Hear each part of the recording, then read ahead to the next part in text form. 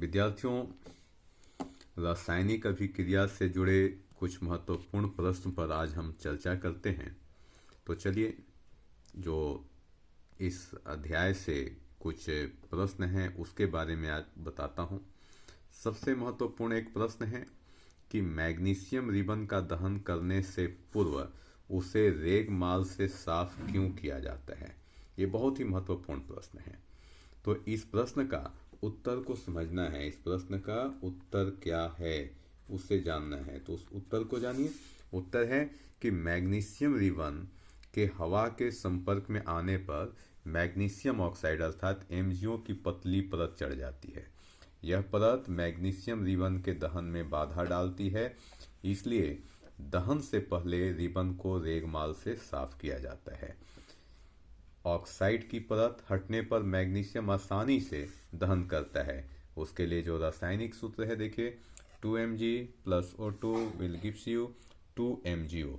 तो इस प्रकार से मैग्नीशियम ऑक्साइड बनता है। ये दहन के उपरांत बनता है। चलिए अब आपको दूसरे प्रश्न पर बात करते हैं। दूसरा प्रश्न है, जिंक की सल्फ्यूरिक अम्ल से अभिक्रिया में हाइड्रोजन गैस क्यों निकलता है। तो जिंक धातु है, सल्फ्यूरिक अम्ल के साथ अभिक्रिया कराते हैं तो उसमें हाइड्रोजन गैस क्यों निकलता है, ये क्वेश्चन है। तो इस प्रश्न का भी उत्तर को समझें। जिंक हाइड्रोजन से अभिक्रियाशील धातु है। ठीक है, जिंक जो है हाइड्रोजन से अभिक्रियाशील धातु है। आप इसकी देखेंगे सक्रियता श्रेणी में जिंक के बाद ही हाइड्रोजन का क्रम आता है, इसलिए वह अम्ल से हाइड्रोजन को विस्थापित कर देता है। यहाँ देखिए, Zn + H2SO4 will gives you ZnSO4 + H2। तो यहाँ H2SO4 से हाइड्रोजन को विस्थापित किया, ये बाहर कर दिया और जिंक सल्फेट बना दिया। तो इस प्रकार से ये विस्थापित हुआ।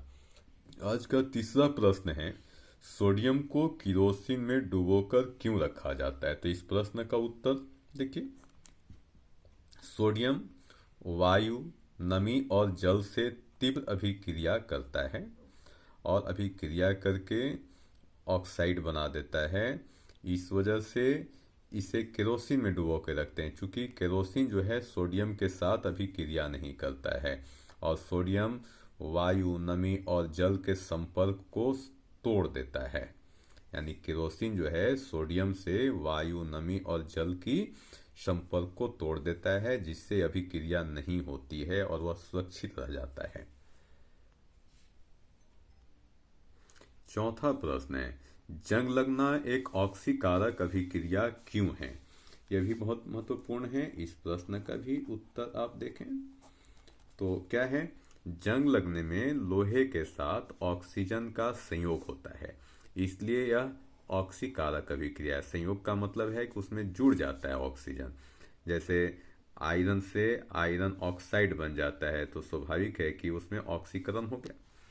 अब प्रश्न संख्या 5, हर रासायनिक अभिक्रिया में ऑक्सीकरण और अपचयन साथ साथ क्यों होता है।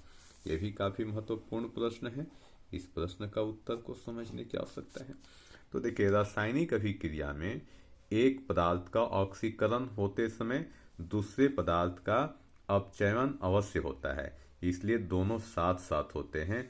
इसलिए हर रासायनिक अभिक्रिया में ऑक्सीकरण के साथ अपचयन हो जाता है। छठा प्रश्न है, चांदी के बर्तन काले क्यों पड़ जाते हैं। इस प्रश्न का उत्तर समझें। कई बार इसमें प्रश्न ये भी आता है कि चांदी के पायल काले क्यों पड़ जाते हैं। तो इसके पीछे कारण है, चांदी हवा में उपस्थित सल्फर से अभिक्रिया कर सिल्वर सल्फाइड बनाता है, जिससे बर्तन काले पड़ जाते हैं। सातवां प्रश्न को देखिए, तांबे के बर्तन हरे क्यों हो जाते हैं। अगर आप तांबे के बर्तन को कोई दिनों तक रखेंगे तो वह हरा हो जाता है। इस प्रश्न का उत्तर को समझिए। तांबा हवा, जल और कार्बन डाइऑक्साइड के साथ अभिक्रिया करके बेसिक कार्बन कार्बोनेट बनाता है, जिसके कारण इसका रंग हरा हो जाता है। इसका देखिए, रासायनिक समीकरण क्या है, 2Cu plus CO2 plus H2O plus वायु। जो मैंने कहा कि तांबे के साथ कार्बन डाइऑक्साइड, जल और वायु के मिलकर के भी क्रिया करते हैं तो क्या बना देते हैं, CuCO3.H2O। तो इस प्रकार से ये पूरा का पूरा रंग हरा हो जाता है। इसका नाम क्या हो गया, इसका नाम हो गया copper carbonate, basic copper carbonate. अब 8वां प्रश्न है, संक्षारण धातुओं के लिए हानिकारक क्यों है। ये प्रश्न का उत्तर देखिए, संक्षारण धातुओं को कमजोर बनाता है और धीरे धीरे धातु को नष्ट कर देता है, इसलिए यह धातुओं के लिए हानिकारक है। 9वां प्रश्न है, गैल्वेनीकरण से जंग क्यों नहीं लगता है।